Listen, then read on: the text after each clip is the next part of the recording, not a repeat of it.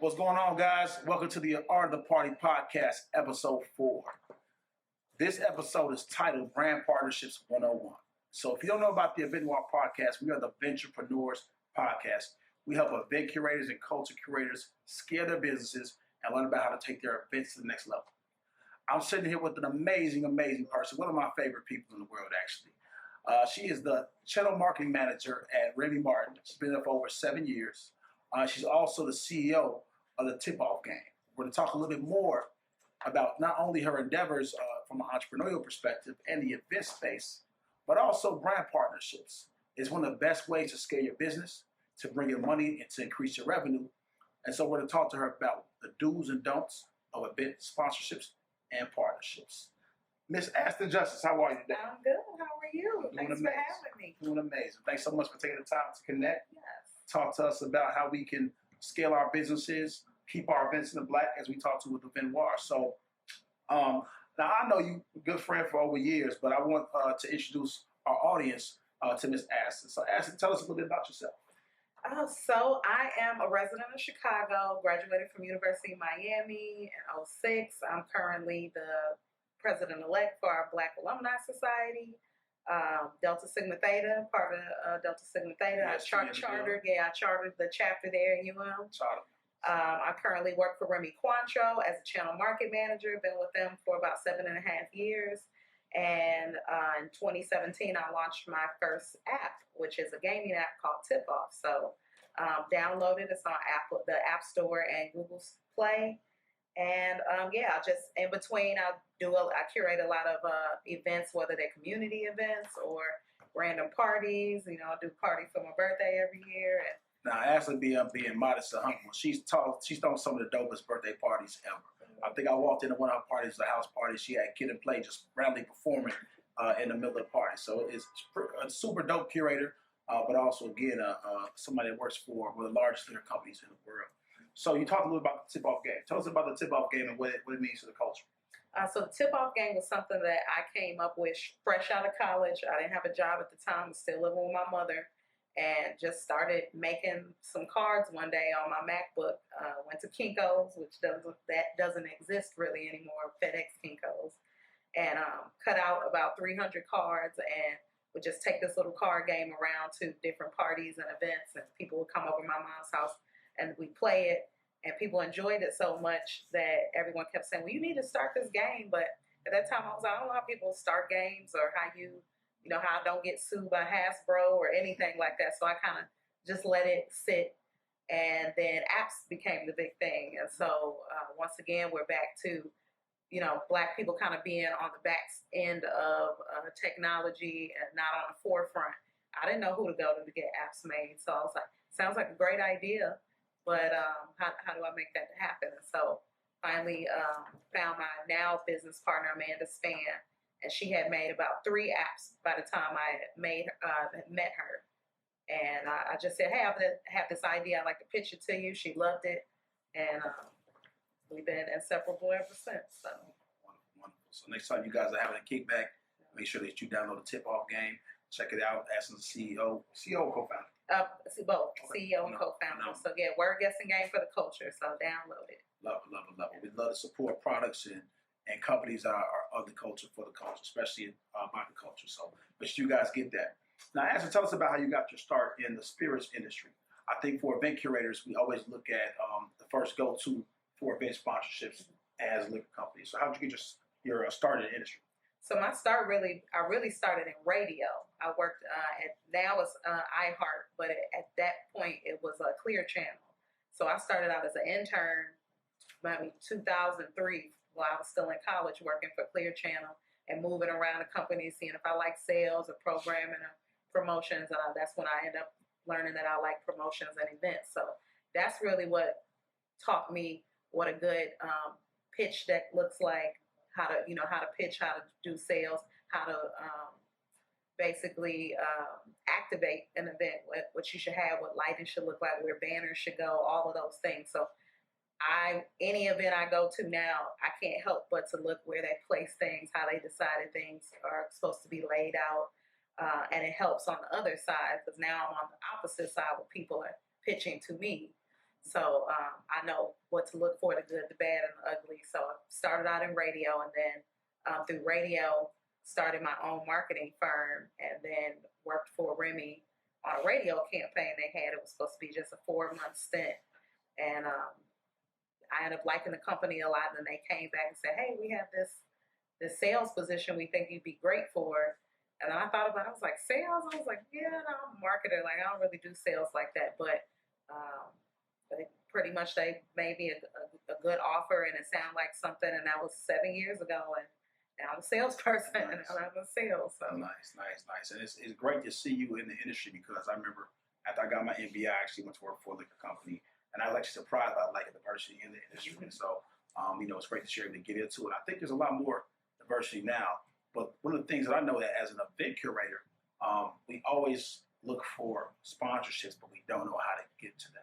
So I want to talk about the do's and don'ts of event sponsorships, because you've been on both sides as an event curator and a brand leader. So if I'm looking to get event sponsorship, I'm Johnny Nobody from New York City, right? What are some of the suggestions you have for them to be able to approach you or anybody else? Like, how do you even find out who has a budget?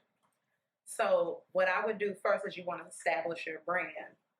If you can start small with some smaller parties, kind of like how you did in college. I know nobody at first was coming to you with money, but you probably build up a database, you build up a crowd, your brand, and then you learn establishing relationships. Then when you find out who these people are, you don't want to go in for the gusto asking for money, which is what a lot of people do. They don't know me. They don't know anything about the brand. They just come and say, hey, I do parties. Can you give me some money? And that's kind of not how it goes. It's a whole, my whole thing is to get people to drink my product. So if you can't figure out how to make it a win-win where your crowd wins and my company wins, then it doesn't make sense for me. And I don't think a lot of people get that. They just think liquor companies just shell out money to, brand parties. And we don't really need you for your parties. I mean, we could do parties on our own if we really wanted to, but we want people that tap into the demo that we're going into, that get a vibe, and ultimately are pushing our products and our brands in the best light possible. So don't go in for the kill. And as soon as you meet your next liquor rep, guys, see how you can build a partnership with them, right? So number one, like business in general, everything's about relationships. So I think I hosted parties for 10, 11 years before I even got one liquor sponsorship. So you got to build your brand, make sure that you're coming correct, and that you have actual folks coming out, right? To your point, I think you said that, most liquor brands already curate their own experiences. Well, it's got to be something probably special if they're going to partner with another entity. So what do you look for in a brand or event curator that you're going to partner with? I look for, now you have social media. So social media makes it really easy to say, oh, okay, how many followers do they have? And followers don't always equate to what you want. Then oftentimes I have to go to their parties to see what the vibe is, because all parties aren't good parties. You might not want to be involved in certain brands or have your brand aligned with certain types of parties or whatever that might be. So, usually if I meet somebody, they'll say, hey, come out to my party. You can see what it is that we do. And I might say, oh, they move a lot of Remy at this party, or this particular, this particular crowd drinks a lot of tequila or whatever it is. And then I have to kind of curate whether or not I think it's a good fit for the brand, or how to alter some things so that it makes sense. But if they're talking and say, hey, I know somebody, I know the owner at the bar, they usually can get in whatever it is I need them to get in. They're willing to bring your brand in. Or it might be a place that already is doing well with our brand, and we just want to be able to add additional support to make sure that they know we're taking care of them, and that we appreciate the fact that they are working with our brands. Yeah, I like that. A lot of people don't know I worked in advertising for years with sponsorships, and so I was surprised to see just how much money was in advertising. If you look at any product that's being sold out here, if you look at the NFL Super Bowl, where the 30-second commercials can cost millions of dollars, there's so much money in advertising. And so when you look at these large companies like a Remy, like a Moet Hennessy, like a Bacardi, right, that they do have millions of dollars they spend in marketing, right? Mm-hmm. All right, but you guys want to make sure you're placed in the right place is what I'm hearing. Correct. Right now, so how do I make sure that I come correct, right? Of course, I take some time to get to know you. I make sure my parties are popping, right? And if I have an event, right, what's the best way to put it in front of you? As a salesperson in advertising, I hated putting together decks. It's still one of the things that I hate doing. But anytime I've got a sponsorship, the person has asked me to put together a deck. So let's talk about the deck, right? What have you seen that works well, and what have you seen that doesn't? And also, just what have you seen in general? Because I remember you actually putting something in front of me like, hey, this is kind of what I want to see. And so I commend you because you're one of those advertisers out there that tries to bring people along and coach them. But yeah, what works and what not? Tell us about putting together your deck. So if I've never been, if I don't know what it is you're trying to convey, basically you're telling me a story. The deck should tell a story. So it should be eye-catching. It should look clean. It doesn't have to be super long. I know some people do decks where they could be 10 or 12 pages long. Some people, I've seen them give me a 3-pager, and that's fine. But if you can convey what it is you're trying to do, where it is, what time, where it's going to go, how many people,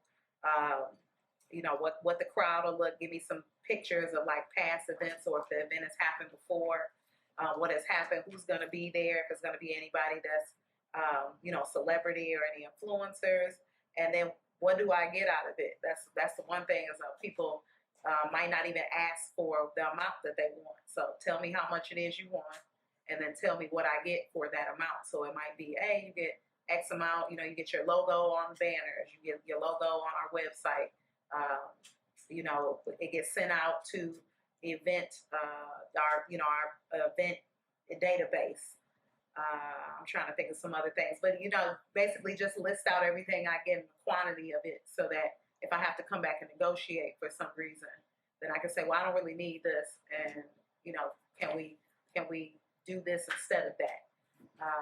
Because we have to have a jumping off point. I am going to negotiate. That's what we're going to do. That's always going to be the case. So like, lay out what it is I get for what it is you want, and then we kind of go from there. Or you might hit it out the park the next time where I'm like, I love the event, and I went last year, and we need to be a part of it. Sure, this is what you want. Let's go. So yeah, it just depends. But lay out as much detail so that I don't have to follow up and ask questions. Nice. Make sure all the information is in there. Exactly. Make sure your deck looks good. So I put together horrible decks, and so I ended up just hiring a designer to put it all together for me. I'm big on focusing on what's best, what you do best, and while I can curate the content, I hire a designer to do my graphics. Anybody can jump on Fiverr, on Upwork, and you can find a designer to create your deck. And so I've been able to generate millions of dollars via sponsorships, event sponsorships, as well as digital advertising sponsorships. And I've done that by putting together nice decks, but most importantly, working on a relationship. So that's really number one, is relationships, but also making sure that the business, right, it makes sense, right? So I think when I was able to start scaling partnerships, I really looked at figuring out how brands can activate with me and scale. So one of the biggest partnerships I got with a liquor company, I presented them with actually 30 or so events that I was doing for the year. And that enabled them to see that they had multiple touch points, and I was giving them volume. All right, and that allowed them to cut me a check for the year that helped our business scale. And as an event curator, as you guys know, if you have a liquor or another brand associated with your brand, it adds to the ambiance, it adds to the experience for your curators. So it's definitely a great way to be able to add to the bottom line, help you cover expenses, as well as provide a better experience for your curators. Cool. So I've met you. I've built a relationship. I've got the deck in front of you, right?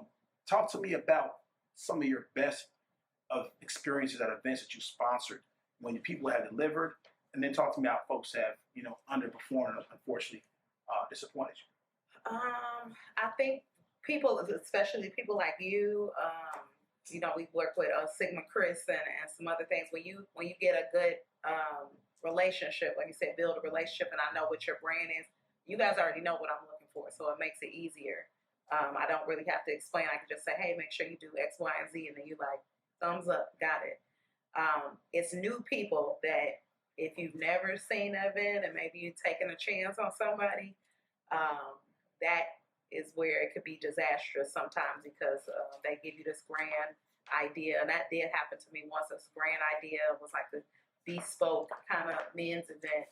And they, rented out this huge space or whatever.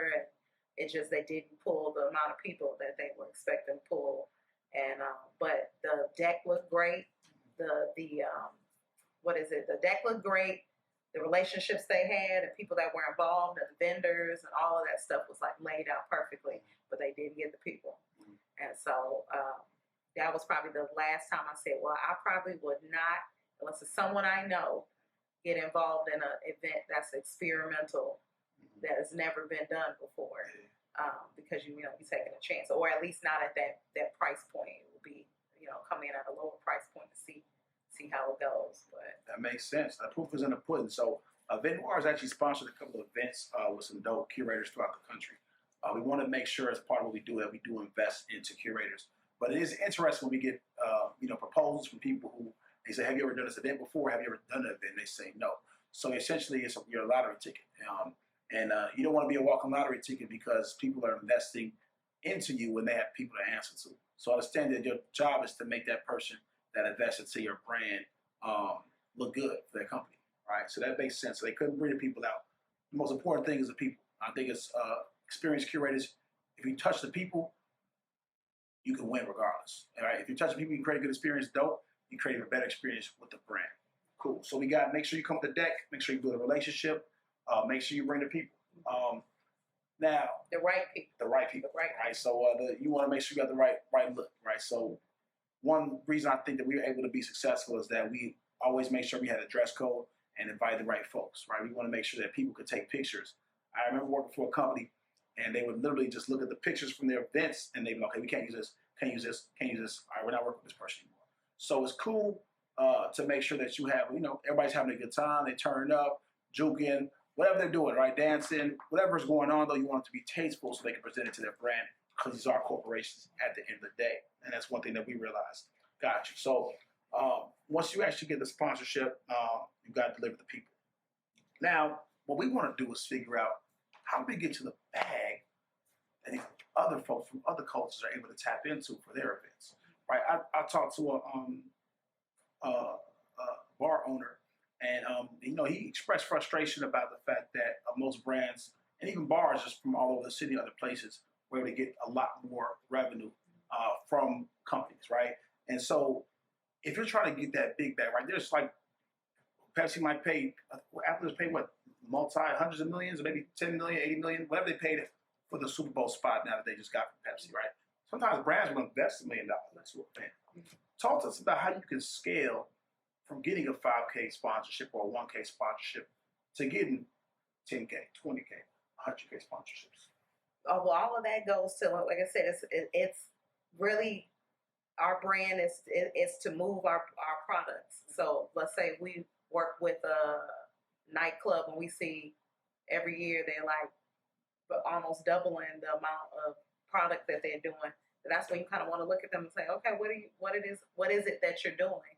And we don't want to lose that business. So that's when you come in and invest. So, if you're a large nightclub and let's say you move 40 cases of product a month, then you easily will get, more backing for your parties and for people to drink more of our product than, someplace that's only doing 5 cases a month or, so it kind of goes with that. Like, it's volume. You got to drive the sales. So if you drive more sales and you provide a return on your investment, then you can get more dollars. Makes sense. Talk about investing in influencers, right? Like as a event curator, I always want to invest in influencers, whether it's for a conference, whether it's for a party, because it adds more people, it adds more sales. It's some of the best partnerships when brands have helped me pay for talent, right? When you decide what talent you want to work with, and when you decide when it makes sense to invest in talent, because I've seen that brands are more likely to invest in influencers and events with talent. So, if I'm a curator, do I just book a popping artist? How much does that really increase my chance of getting sponsorship dollars? I think it depends on how much effort you put into researching the person that you put on. So I've had people send me decks, and then they'll send decks where I'm like, well, that person is a Courvoisier, brand ambassador, or they support another competing brand, and then that shows me that you didn't really do the work that you need. Because if it's something that's a large event and I have to send it to my brand team to send it up, that's the first thing they're gonna say. They're gonna look at that person's background. Have they gotten in trouble recently? that would be like somebody sending. I won't name any particular artists or whatever, But yeah, let's say someone got locked up, or they found out they were in domestic disputes, and then you send me a deck with them. It's like, no, we don't want our product aligned with somebody like that. So clearly, you didn't do Ooh, that reminds me of the baby. He said he lost $30 million on his album. He told, I think I was listening to his album. He said he lost $30 million in partnerships and probably shows and sponsorships. So love his music, but I understand that when you're controversial, you're connected to controversy, it can help. It can mess up your bag. So if you guys are going to book artists, just make sure what I'm hearing is that there can be certain conflicts with other brands, and then you guys also sometimes look at their background. Now, in a generation where most of the artists, a lot of artists, have had run-ins with the law, hip hop's the #1 genre of music in the world. How much does that really play a role in terms of you guys looking to the artists, backgrounds, and things like that? Well, I mean, the type of music does not matter. It's more so the character. The character. We are a super premium. We consider our super premium and a luxury brand, and so that's what we look to convey when we have people aligned with us. So. Dope. All right, so we got our dudes. Build a relationship. Make sure you bring the people. Make sure you put together a tight deck, and make sure you can actually help the brand sell their product. Let's talk about the don'ts. Right? What should somebody not do when they're trying to secure brand sponsorships? One thing that I'll share with you in terms of getting brand sponsorships is there's a number of tools out there like LinkedIn. There's a number of Salesforce that allows you to actually tap into brands' contact information or connect with brands, find out who the brand manager is or the channel manager. What other positions are people who have budgets at these corporations? Oh, it would be, like you said, brand managers. And you really don't know who. I would say talk to whoever it is you need to, and then you'll navigate it, because you never know what anyone does. That's because they have a different title than what you're used to. Doesn't mean that they don't have a budget or can't help assist you in any way. Cool. I know I always look for marketing managers, so it's good. That's good knowledge right there. Anybody can have a budget. Could be HR, especially doing an ERG event or something like that. It's employee resource groups. Okay, good to know. So what are some of the don'ts of brand partnerships? Dropping the ball. So like if somebody signs off on the event and then you don't deliver you don't deliver on the deliverables. Basically, you don't execute what you say you're gonna do. So if you, like I mentioned in the deck, if you say, hey, I pay X amount and I'm getting this, that, and other, or A, B, and C, and I don't get A, B, and C, then that's pretty much dead for you to get anything else. Integrity, y'all. Integrity is key. Integrity is key. Right. Okay. And it's not even integrity. I think some people may bite off more than they could chew sometimes, or they don't know, like I said, the whole just setup of things. Like, some people might not realize, I should have had the back bar set up, or they don't realize, like, it might be a good idea if this is a Remy party not to have some competitors, on the menu, or, whatever that might be, whatever the, your brand that you're going after asks or expects. Some people just don't realize that, to make the room look and feel like the brand that is getting on the mic and making announcements and whatever's on the deliverables, and then going above and beyond is really what'll get a brand to want to come back and work with you again. So I'm drop the ball, y'all. Drop the ball. Cool. So we got a lot of good information today. Brand partnerships can be essential to growing your business. To make sure you come correct. Anything else you want to leave with people about scaling their business? And I can say personally, brand partnerships enable me to take my business to the next level, because once one brand sees that you're doing good work with them, other brands will also look at you and take notice as well, whether they're in the same industry or other industries. And when you do have a successful brand partnership, make sure that you document that, and you can offer case studies so that when in your other partnerships, you can show and prove what you've done in the past. So that's something that's always been super helpful to say, hey, let me show you an activation we did with so-and-so. Let me show you a marketing activation or some engagements we did with this company, so that you know that you're tried, true, and tested, and they know that I gambled with you when they give you that first sponsorship. So, I would say for people that are just starting out and can't go with the gusto with a large company, start with small businesses. Do partnerships or smaller sponsorships for what a small business can afford, maybe $500 here and there, but that helps if you put a nice P&L or profit loss sheet together so you know what the budget of your event is, and then just try to at least cover the hard costs if anything else, or chip away at some things, or you might be, hey, the DJ is going to be sponsored by whatever, and then that's your DJ cost covered. Anything like that. So I would say start there, and you can even start there with a one sheet for a small business and get them involved. I do it with Jeff all the time with some of my tip-off events. We use, I always use Event Noir as a ticketing platform, and then they may cover some things in order for me to do a certain amount of game nights utilizing Event Noir. So, think outside the box.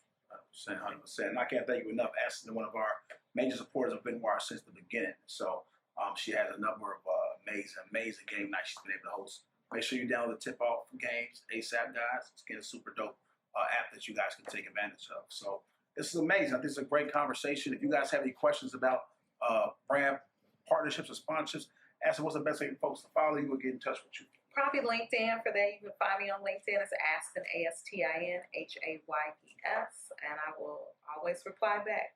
Wonderful. And Event Noir does have our premium service called Event Noir Premium. We help curators tap into sponsorship. So if you're looking to take your event business to the next level, talk to us about Event Noir Premium. You can email us at info@eventnoir.com. Thanks for tuning in to the Art of the Party, where events and culture intersect.